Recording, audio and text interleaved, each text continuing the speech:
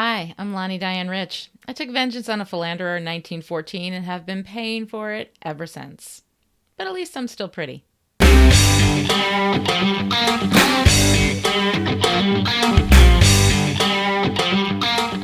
We're here today to talk about Hell's Bells, the 16th episode of Season 6. It aired on March 5th, 2002, and was written by Rebecca Rand Kirshner with story editor credits to Stephen S. DeKnight and Rebecca Rand Kirshner. This episode was also directed by David Solomon, who directs 19 episodes over the run of Buffy, starting with What's My Line Part 1, way back in Season 2. Solomon has the unhappy distinction of directing some of the least loved episodes of Buffy, including Beer Bad, Where the Wild Things Are, Listening to Fear, and most recently, Wrecked. But I don't think any of the faults of those episodes necessarily lie in the direction, and Solomon was at the helm of some favorites too, including The Prom, No Place Like Home, and The Weight of the World. So it's good to see him in the director's chair again. Rebecca Rand Kirshner started with Buffy in Season 5 and most recently wrote one of my favorite episodes in the entire run of Buffy, Tabula Rasa. I've enjoyed her work in a lot of places, including Gilmore Girls, and it's always fun to see her name pop up in the credits. You and Anya give me hope. It's like you two are proof that there's light at the end of this very long, nasty tunnel. Hell's Bells is an interesting episode in a lot of ways. It brings up questions about the nature of demon versus human evil and about vengeance being an essentially corruptive vocation. But it doesn't really answer them, or even seem to look them directly in the eye. I'm not sure if the show itself is even aware that these questions are being raised, but that doesn't really matter. Death of the author, baby. If we see it, it's there. Hell's Bells has some tonal and thematic inconsistencies, some dead spots where it takes a long time for pretty much nothing to happen, and some thin jokes that don't quite land. On the other hand, it has some wonderful Willow and Tara, and some really nicely nuanced and human stuff for Buffy and Spike, and an amazing closing movement that makes the whole thing worth it for me, literal warts and all. All right, let's get into the weeds. I had seen what love could do to people, and it was hurt and sadness. Alone was better. And then, suddenly there was you. Anyone who heard Xander say that nothing on earth can stop this wedding now had to know that this episode was not going to end well. Hell, anyone who is even remotely familiar with Joss Whedon's work knows that happiness is something wished for in real life but avoided like the plague in fiction. So while the tragedy of Hell's Bells may not be a big surprise, Happily Ever After was never in the cards for these two, it is a necessary ending for Xander and Anya, as Xander has been spending the last few years pelting her with sarcastic barbs that show how little respect he actually has for her. And her love for him seems to come from the fact that he was the closest available love interest in her orbit when she decided she wanted a more traditional life. I always found it interesting, Anya's desire for love and tradition after 1,000 years of coming to the vengeful aid of women scorned. It's like the die-hard political partisan who goes so far to the end of their spectrum that they pop through an ideological wormhole and end up on the other side.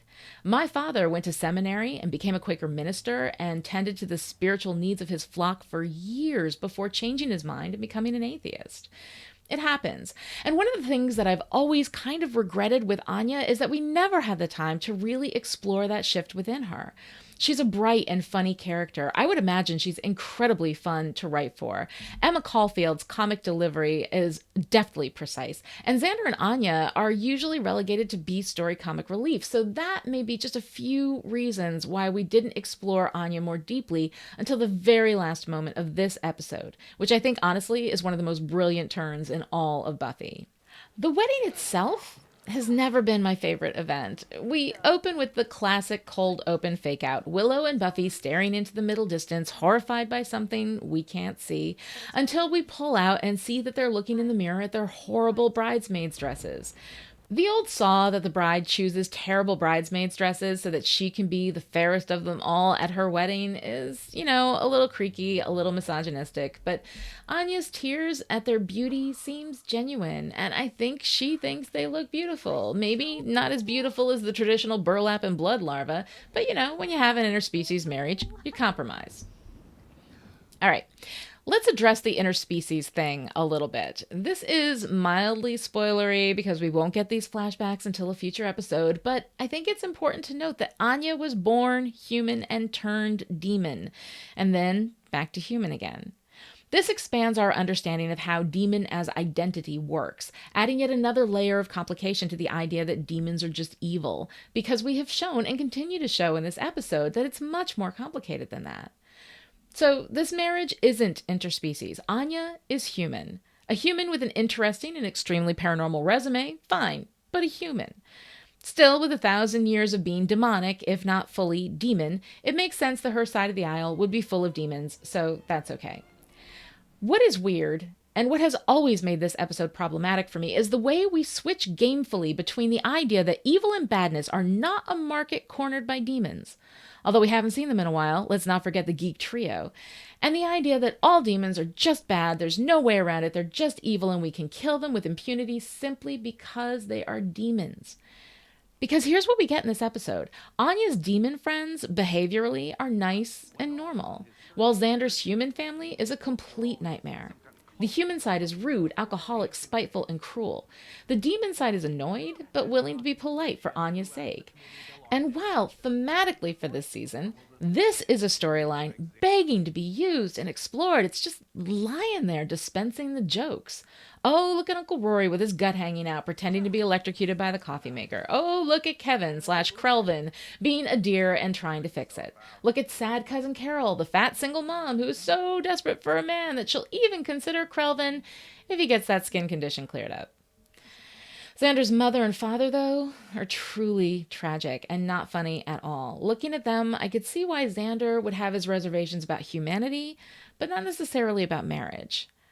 Jessica Harris is the abused, quiet, demure little wifey, only allowing her inner seething rage to show in a few passive-aggressive remarks to Xander about not being included in any of the family pictures. Aside from that, we get no personality out of her at all. She is simply the long-suffering wife standing by her man for, I guess, fear of becoming fat cousin Carol if she doesn't. Tony Harris is an alcoholic nightmare, spiteful, mean, and abusive. He is allowed to behave like a bratty little child, and no one challenges him, except Buffy, who, while dragging him away from the bar, lets him know in no uncertain terms that if he tries to lay a hand on her, he'll pull back a bloody stump. So here we have terrible humans and polite demons laid out for the jokes instead of for the deep thematic resonances this mix could bring to a season that really tries to explore the complexities of evil, be it human or demon. We have another appearance of the irrepressibly good-natured Clem, whose addition I really enjoyed in this setting, and a handful of terrible humans. This thematic fruit is ripe for the picking. And yet, we have this guy, who turns out to be a demon that also started out as human, who was a cheating jerk and was cursed into demon form and tormented in a hell dimension by Anya. He claims to be Xander from the future and shows Xander some faked memories in which Xander eventually kills Anya. Xander runs out into the sunniest rainstorm that I have ever personally witnessed, and then it's a lot of killing time. More terrible humans, demons getting a little more pissed off, Buffy juggles lemons to amuse the crowd, and then a full-on brawl breaks out. The place descends into chaos. Anya challenges fake Xander. He tells her the truth and resumes his demon form, and then Xander returns, smashing his head in with a plinth. And everyone cheers. Let's take a look at that again. Everyone cheers. This guy told a lie, getting some vengeance on Anya, who has done much, much worse than that to him alone. Forget her 1,000-year tenure doling out vengeance on the regular. I'm not going to argue that this guy has no sin on his balance sheet. I'm sure he does, but he just told a lie. But because he's a demon, in a world where we have been talking for a long time, but especially this season, about the complicated nature of good and evil, he suddenly deserves to die brutally, and when he does, even the other demons stand up and cheer. If this had been a human head that Xander had smushed like a grape, that would have been a seriously disturbing moment, and for all of the demons in that room who just saw one of their own brutally murdered in front of them simply because he was one of them, I really don't get the cheering. And in the end, this is why this episode has always left me feeling kind of flat.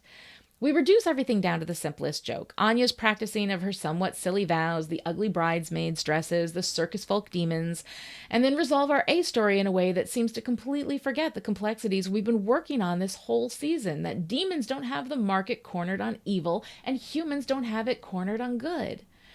Just look at Clem, cheerfully perpetuating the circus folk story as he works the crowd. And look at Mr. Harris, whose behavior that day was way worse than our bad guy. But if Xander had bludgeoned his dad with a plinth, I don't think anyone would have cheered. So it's a missed opportunity for deeper themes and a quick jump to the jokes. Until we get to the end. Until Xander tells Anya that he can't marry her. Until Anya, numb with shock and grief, makes her way slowly down the aisle, bleeding and alone. And then we see her in black limbo as de Hoffren makes her an offer for a new life. Or an old one, depending on how you want to look at it. Now, if you've been listening to me for a while, you know that I am an Anya defender. I love her. I would agree that she's sometimes used as a comedy mule, the person who carries the jokes even as they bend to breaking the back of the character, and that is a tragic misuse of Anya. Just because Emma Caulfield can carry the jokes doesn't mean she always should. And as she turns her face to look at de Hoffren, we don't need to hear her answer to know what she's going to say. It's a bold turn for Anya, choosing demon over human in a season that examines the essential moral nature of the two states of being. And now we can take her seriously again. And I want to take her seriously because as funny and fun as Anya is, there's some real meat on that bone, and it's about damn time someone realized it. I think we'll go. Go where? Your place? Yeah, I suppose. That was the idea. Yeah. Evil. Of course. Sadly, there isn't much Buffy and Spike in this episode, but that makes sense. This isn't really about them. Spike shows up at the wedding with a nameless girl in his arms. Spike refers to her only as his date, and even the girl doesn't bother to name herself. I don't know if maybe SAG rules require a higher rate of pay for named characters, but I suspect it's just that she could honestly be anyone and it wouldn't matter. Her only purpose is to make Buffy jealous, and she seems okay with that, so, fair enough. Buffy is too busy to pay attention to Spike for most of the episode, but we do get a really lovely moment between Spike and Buffy where she admits that it hurts to see him with someone else, and Spike thanks her for telling him that. This can be read as an admission that he's happy to hurt her, but I don't think that's it. I think it makes him feel better to know that on some level she did care for him, that she does care for him. And he thanks her for her kindness and letting him have that, even if it's not true. Although I think it's true. Buffy has never lied to Spike. She hasn't needed to. She's never cared what he thought of her. She never cared about sparing or hurting his feelings, and it would seem weird for her to do that now. So I do believe that it hurt her, and I do believe that she cared for him. Buffy had the chance to see something in Spike that not a lot of people are ever going to see, and even though he's a monster and has always been a monster, he's also other things. He's complicated, and that may not change the reality of this untenable situation, but it remains true.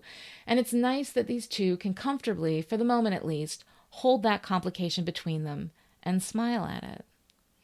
It's an incredibly human moment for both of them, and it shows a sweetness and genuine caring for each other that is the reason why there's a Spuffy ship. Want me to hold it shut for you? Oh, okay. Are you guys even listening? I need feedback, people. We don't get much Willow and Tara in this episode, but what we get is very sweet. Willow has been getting better, and the essential connection between these two hasn't faded at all. They share sweet looks as they work together, getting Anya into her wedding dress. And when the brawl breaks out, Tara is mildly damseled again as she is helplessly swept into the melee, and Willow pulls her into safety. While I would give anything to be able to go back in time and convince someone on that staff to swap those roles, please let Tara rescue Willow for once. I still can't help but sigh as they smile at each other. Tara and Willow, y'all. Tara and Willow. When you were a vengeance demon, you were powerful. At the top of your game, you crushed men like him. It's time you got back to what you do best. Don't you think?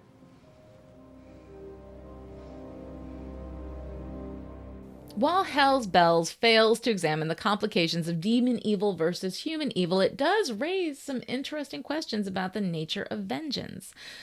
Presumably, the guys that Anya punished deserved, something. They were bad guys who did bad things and broke the hearts of the women who loved them. But vengeance isn't a stainless vocation. Whether or not someone has done something bad and deserves punishment, vengeance has a moral splashback effect on the person who deals it. I think this is why, when Halfrek appears in Older and Far Away, she makes that correction.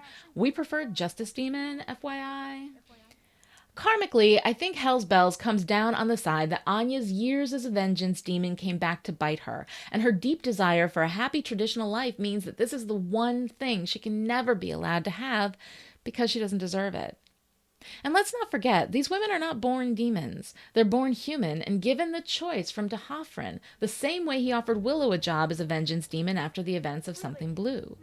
Most demons are just born that way. Vengeance demons actually get to choose. They choose freely, and that matters.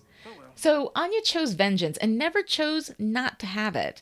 Her amulet was destroyed. She lost that job. She did not quit. She hasn't been torn up with guilt and seeking redemption the way the angel has, but we know that she's responsible for a fair amount of mayhem and suffering. Anya has not sought nor even seemingly spared a thought on guilt and redemption, and that's okay. Honestly, Angel's constant hair shirting gets old after a while. But still, if you want the goods, you have to earn them, and there is no evidence that Anya has ever looked back on her vengeance demon days with even the slightest twinge of regret. No understanding of the pain that she caused, and no apparent consciousness of the splashback nature of vengeance. Her soul is stained with the pain she inflicted over the years, but she doesn't seem to notice or care. And this brings us back to our demon versus human discussion from earlier, right? A demon, simply by virtue of being a demon, deserves bludgeoning with a plinth for telling a lie. But what does Anya deserve? Do we see her vanishing future with Xander as a just punishment, or a rescue from a man who never respected her? Is there such a thing as righteous vengeance? Can you exact vengeance on someone without it staining your own soul, regardless of whether or not they deserve it? These are interesting questions, and I don't know where the show comes down on it. I honestly don't. But what I see is a woman in a bad relationship with a guy who doesn't respect her being saved from a future of pain and loneliness. And the irony of this vengeful act from a former victim being the very thing that sets Anya free, I kind of like it. I don't know if it's deliberate, but I kind of like it. I thought they were happy. They were. I know they were. They were supposed to be my light at the end of the tunnel. I guess they were a train. In a September 2001 interview with AV Club, Joss Whedon presented the writer's directive. In terms of not giving people what they want, he says, I think it's a mandate. Don't give them what they want. Give them what they need. Fiction can absolutely be a place for working out fantasy happy endings, but the road to those endings needs to be hard in order for that happiness to feel earned. We need to work for it, suffer for it, and fail for it. And once that happiness is achieved, once the thing desperately wished for is attained, then the story is over, because story is about earning the thing, not having the thing. I would hardly say that Xander and Anya are the thing, and their sad end has been slowly seeded as necessary for a long time in the seemingly endless volley of sarcastic slings and arrows that Xander shoots at Anya, showing his complete lack of respect for her. And while from Anya's perspective, this is the worst thing that could have happened, ultimately, even though she didn't get what she wanted, she got what she needed. That'll do it for today. Until next time, I'm Lani Diane Rich, and I may be dead, but at least I'm still pretty. See you later. Still Pretty is a Chipperish media production and is entirely patron-supported. To find out how you can keep us in production, visit patreon.com/Chipperish.